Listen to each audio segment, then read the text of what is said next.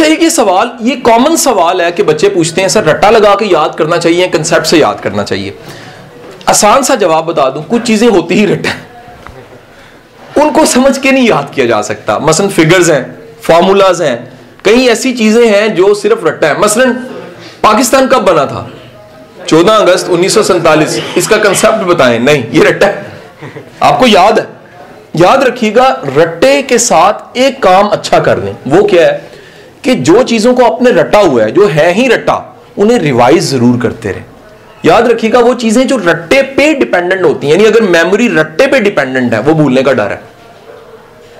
लेकिन जो चीज आपने समझ के याद की है, वो जल्दी नहीं भूलती।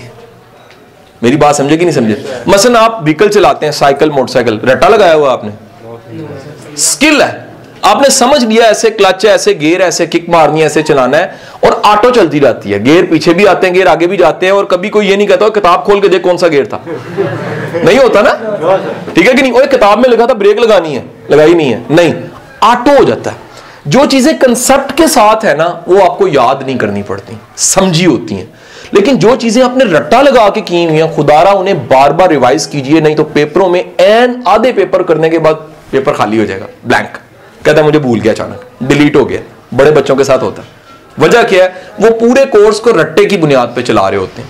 अच्छा, सिर्फ रट्टे से याद करने से एक और भी नुकसान है। सर जिंदगी में आपकी ग्रेस नहीं होगी, रट्टे वाला बंदा बहुत आगे नहीं जा सकता। मसलन अबू बिन अदम एक नज़म है जो हम मैट्रिक में पढ़ते हैं, रट्टा लगा के 10 में से 10 नंबर लिए जा सकते हैं, लेकिन अगर आपने उसको समझा नहीं है, आप अच्छे इंसान नहीं बनेंगे।